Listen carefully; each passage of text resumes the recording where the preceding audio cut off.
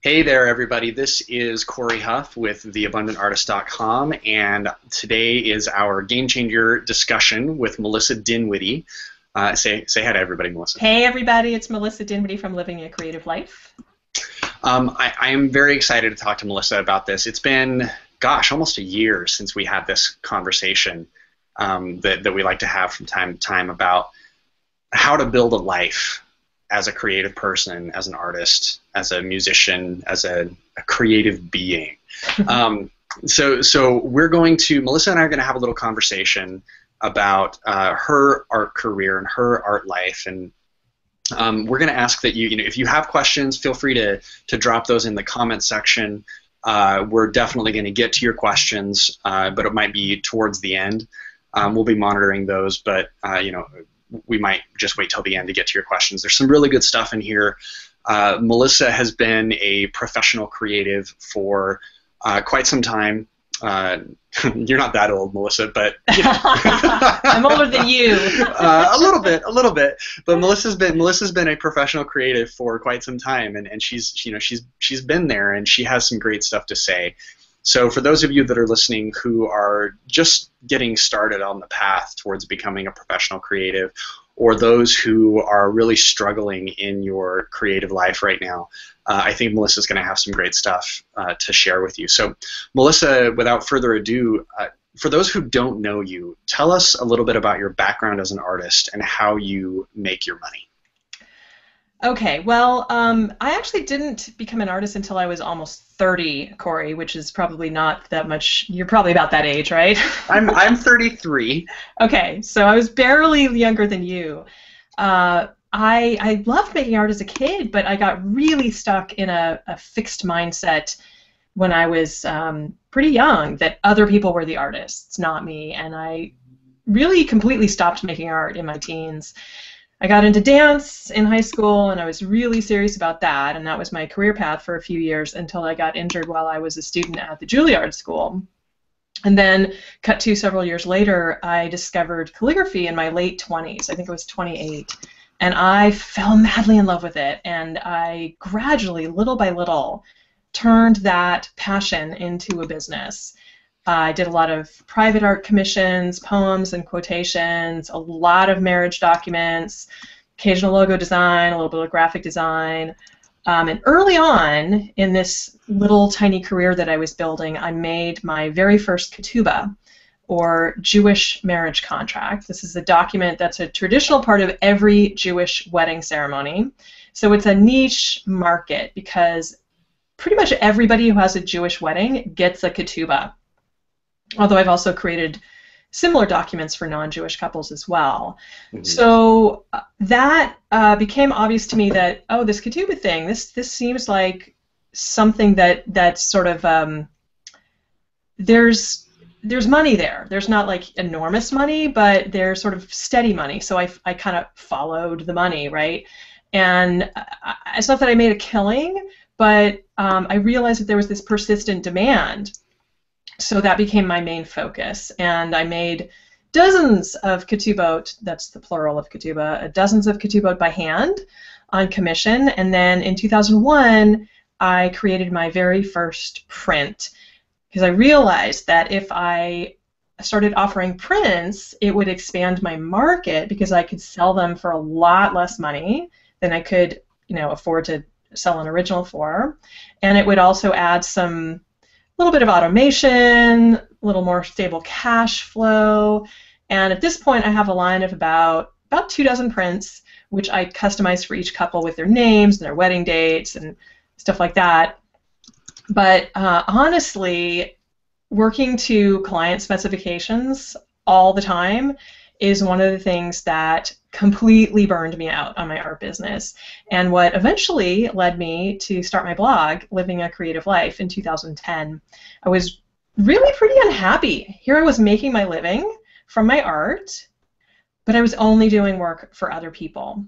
And for a long time I was also really stuck in what I like to call perfectionist paralysis. I had, been making my living from my art, and that put a lot of pressure on it, right? So I became really frozen by fear that anything that I created for me, for fun, wasn't going to be good enough, and I really had to develop tools to get back to creating for myself, to feed my soul. And I realized that I needed to treat art like I was a little kid playing in a sandbox, right? Which that led me to create some rules or guidelines for myself, which I now call my keys to creative flow. I used to call them my 10 rules for the creative sandbox. But nobody likes rules. Nobody likes rules, right? And nobody likes to feel boxed in. So I changed it to keys to creative flow. And I have found these to be pretty foolproof to creative flow, not just for me, but for more than 1,000 other people at this point. And now I'm on a mission to empower other people to feed their own creative hungers, and that's become its own small business. So I still make a good chunk of my income from my art, my Kituba sales, but I also use my creativity to get other people creating through online courses, in-person retreats and workshops, one-on-one coaching, small group coaching.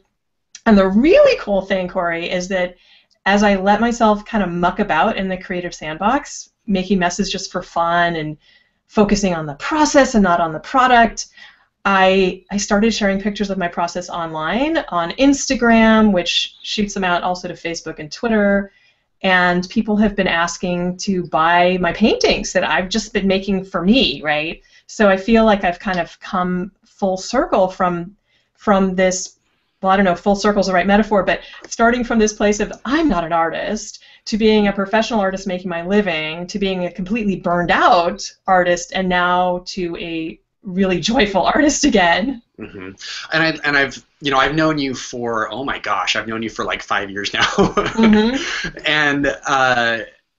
And it's really cool to see what you're talking about, right? Like we met when you were sort of in that trough of I'm totally burned out and I don't want to do this anymore. I remember going on a long walk and having a phone conversation with you when you were sort of at your low point. And you were walking. I remember that phone call.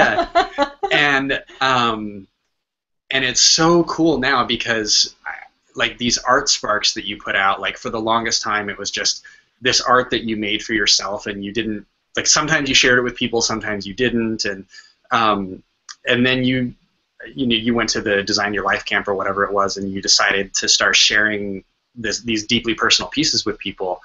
And I've seen this happen over and over and over again with artists. The pieces that matter to you as an artist, they matter a lot to the people that see them, because we can't help but respond when somebody puts their self into their art. Exactly, totally, yeah. At Design Your Life camp, I was blown away by how my pieces were practically flying off the shelves. They weren't really shelves, but flying off the floor. So where do you think along the way people started to value your work as art? Well, I think other people valued my work as art a lot longer before than I did. I mean, way more earlier than I did. And this starts with your calligraphy and Kituba work, right? Like people started asking to pay you for it before that. Yeah. So right after I got interested in calligraphy and was thinking, gosh, I'd kind of like to turn this into a business somehow. I didn't really know how. A couple of friends commissioned me. I mean, it was really for pennies at the time, but it was money, right? Real money. They commissioned me to create some pieces for them. And, it took me a couple of years really to call myself an artist, but it's so funny because I did really dive into it, the classes that I was taking, the art classes and calligraphy classes, with the intention of forming a little hobby business, right? And within the first few months, some of the paper cuts that I created, that was one of the first things that I used to do, got accepted into some art shows, and then I got some 3 articles in the local press over the next few months, and I kind of took that as a sign from the universe that I was headed in the right direction. So yeah, and I just started taking any kind of work that I could that would pay me anything, and I learned a lot of, kind of like the School of Hard Knocks. I learned the hard way what I didn't like to do, and that, oh my goodness, undercharging really sucks, and and learned to wise up about that over the years. Yeah, it's so fun to have this conversation with you. so many years after the fact and sort of look back on it with wisdom and experience, right? Because when you're in it, it's frustrating and it makes your heart race, you know, and like getting that first commission or those first few commissions, you get so excited about it, and then you're in this high, and then you realize that you can't possibly make a living at the rate that you're charging, and so then you crash into this low. And I remember when you first started doing the Ketubah work, you mentioned that there was a commission for like for like $700, and you were like, yes, $700. But then it was like 70 hours worth of work, and so you were making like $10 an hour. Yes, it's so true. So how did you? Yeah.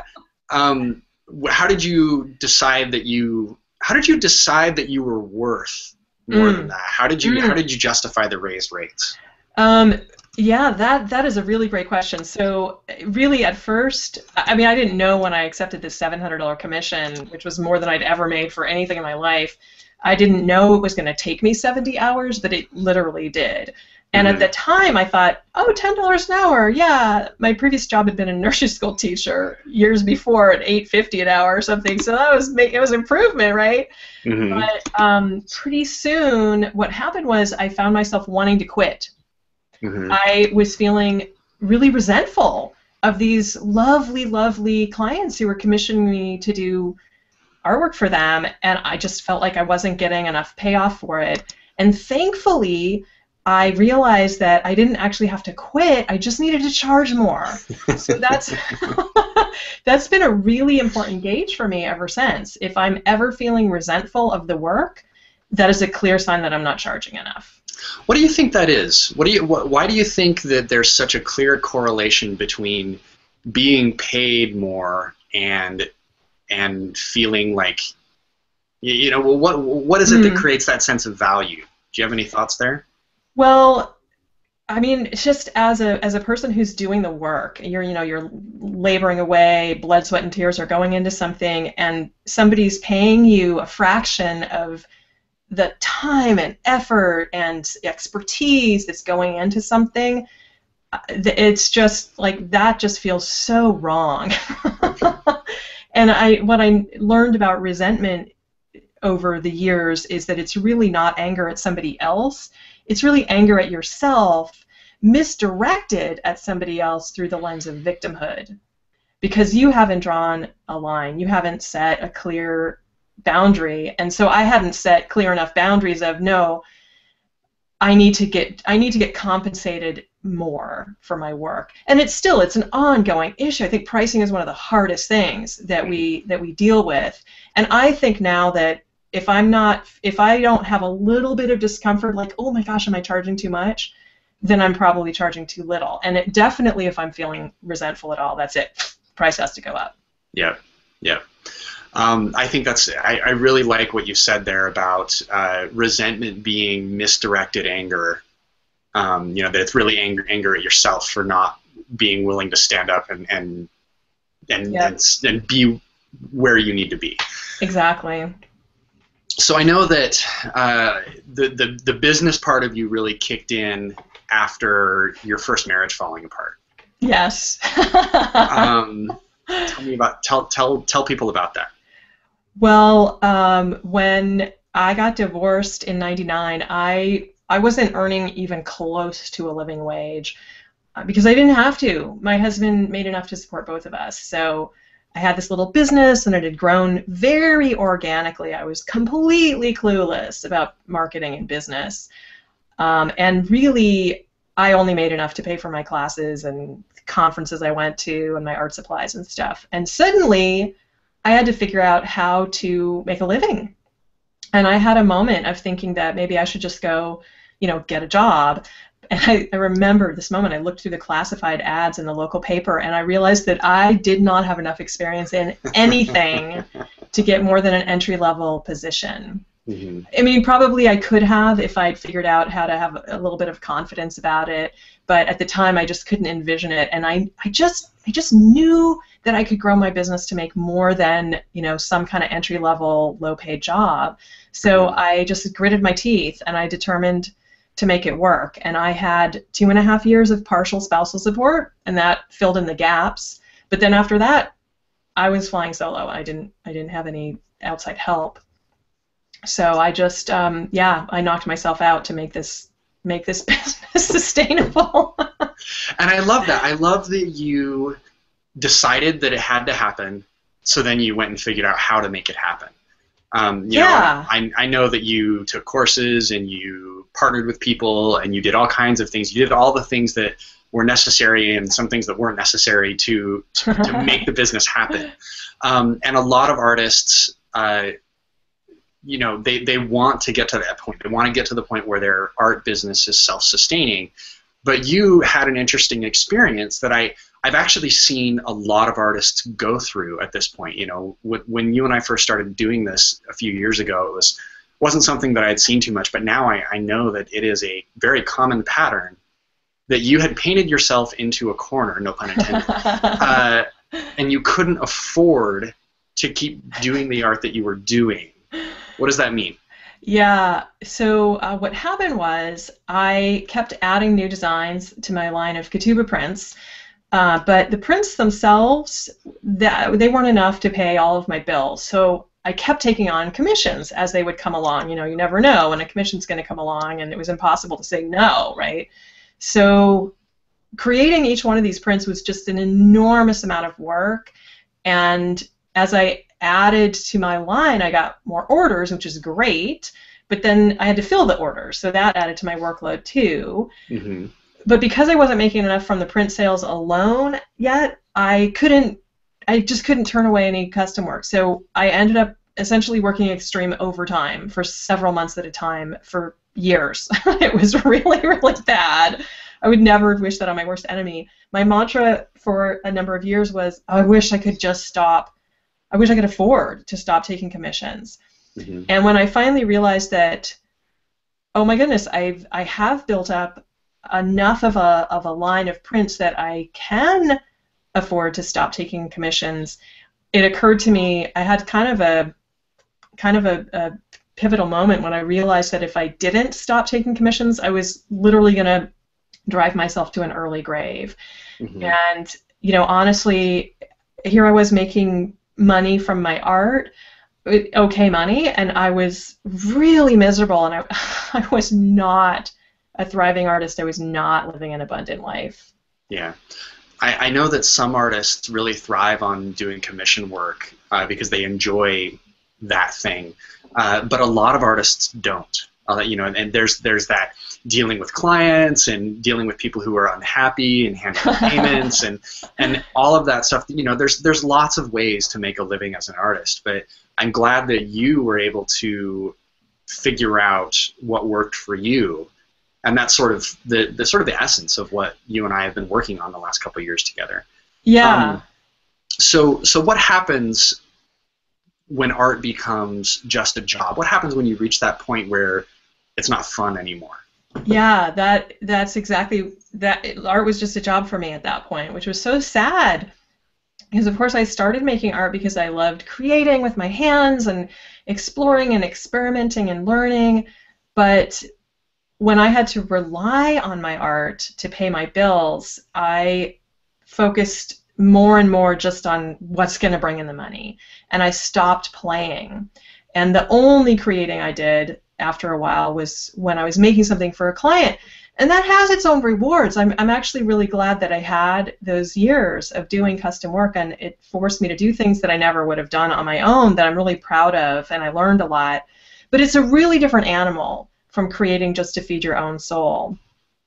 And whether an artist chooses to be a designer, to be a hired paintbrush or a hired pen, it's so important to make sure that you're always still making space and time to create for yourself.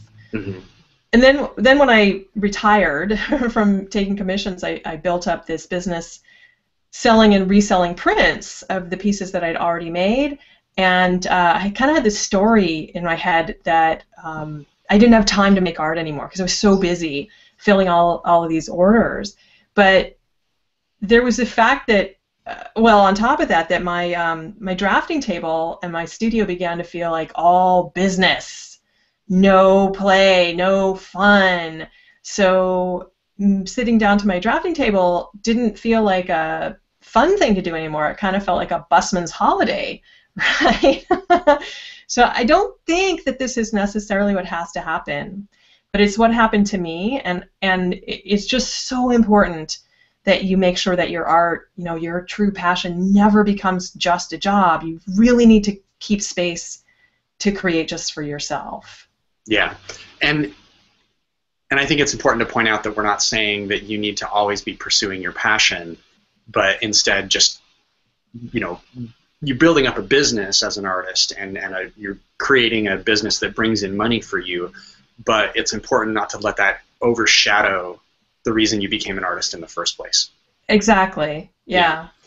So how, if you were going to look back at the way you started your business, how would you have built that from the ground up to prevent that kind of experience? For those who are listening and thinking, but I really want to be an artist. Yeah. So how do I not have that experience? Well, anybody who's starting out now has a huge advantage over me, and that is 2014 instead of 1995. There are just so many more resources available. So if I were starting right now, I would look for people with experience and expertise that I could learn from. If there had been a class available, like nowadays there are things available online to teach the basics, I would have jumped on that. And I also would do a regular gut check to make sure that the business that I'm building isn't just built around what I can do well, but is also built around what I truly love and adore doing. So like right now, I know that I no longer have any interest in doing the kinds of commissions that I used to do in the past, where I'm creating a piece, very much art directed by the client. But I'm very happy to accept commissions from people who like my style, want to own a Melissa Dinwiddie original, and understand that that means I have 100% artistic control. Yeah, so I would set that up from the start. That's a pretty big shift for a lot of artists. Yeah. Yes, a huge shift for a lot of people. Yeah. So how has that worked out for you? How has following your vision as an artist worked out for your business? Well, one of the most interesting things is that there were a few years where I fantasized a lot about selling my Kituba business because I was so burned out by it. But when I finally started getting back to feeding my creative hungers, I actually started enjoying the work again. And that alone, I mean, even just 15 minutes a day playing in the Creative Sandbox made a huge difference. And it's funny because now I kind of think of my Kituba business as my day job, even though it grew out of my exploring my desire to create. The other creative stuff I do, the paintings behind me and stuff, those are things I do for me. And even when I do it with the intention of earning an income from it, I work really hard to keep my intention of having fun and nourishing my creative spirit. I really work to keep that front and center. And I should also note that I have a lot of friends who have 9-to-5 jobs, but they've talked about that same feeling of abundance because they're doing their creative thing, even though it isn't their job, the way that mine became for me. So I'm a big proponent of people just, even if you have no interest in making a living from it, do your creative thing because it's just going to make your life so much better. Yeah, I would 100% agree with that. I think everybody can benefit from doing something creative, on a regular basis. Do you think that a lot of artists are trying to set their goals low? Yeah. And I mean, obviously the answer to that, I mean, obvious to you and I, the answer to that is yes. But maybe you can talk a little bit about why we think that and how that happens. Yeah, absolutely. So when I got divorced in 1999, I remember setting a goal of how much money I wanted to make, and it was really my mantra was I just want to make enough to get by. And guess what? I made just enough to get by and not a penny more. And I think of it now as having a glass ceiling over my head, but instead of like, working at an working for an employer and not being able to move to the next level or whatever because of sexism, this is a self-installed glass ceiling. This is a glass ceiling that I installed myself because of a limited belief system. And honestly, I think a lot of it is simply that I really didn't have any models of artists making real money. I didn't want to believe the starving artist myth, but there just wasn't much that I could see to counter it, right? And then on top of that, of course, there's a lot of internalized sexism that works against women. I can't speak to your experience as a man, but that's a big thing of this feeling like, oh, I don't want to take up too much space in the world, right? I can't possibly, I'm not, smart enough or good enough, which is ridiculous. Of course I am. But then also there's this fear of business and marketing, which is really common in us creative types. I really thought my whole life, I thought it was something I had no interest in. And I also kind of believed that knowing how to make money was something that you had to be born with rather than something you can learn. I thought that I just wasn't in that line when they were handing out the ability to make money before you get born, right? Knowing differently that we can all learn these things. Yeah, there's so much that those last few sentences that you talked about there. I think there's so much about that goes right to the core of why, as a culture, people think that artists are relegated to poverty or to sort of a less abundant lifestyle. Sexism, fear, lack of role models. I think the lack of role models thing for myself was a big one. Right? You talked about setting your financial goals low. I remember when I was in college, I was working for a guy who was a serial entrepreneur, and he asked me how much money I wanted to make, and I told him it'd be great if I could make $30,000 because I had no idea, no concept of what was possible. Right. And I didn't know, that you could have a lot more. And that's something that I think I'm really enjoying working with you on, helping people overcome that. Yeah, and also that you can have more, and having more doesn't mean that you're a greedy person, or that or that you're bad in any way. The more resources we have at our disposal, the more good we can impact. The more we can impact the world in a positive way. Yeah. So let me ask you this: what boundaries do you have in your art? What do you say no to, and how do you think other artists can learn to set their boundaries? How does that work? Yeah, that's great. Great question. I think the most important boundary that I've learned mostly is not to set my pricing based on fear. I have done that more times than I can count. Oh my God, I'm not going to make my mortgage payment or whatever. I need to lower my price in order to try and make this sale or whatever. And every single time I've ever done that, I have kicked myself. It is always, always, always a mistake. Yeah. And yet I still get pulled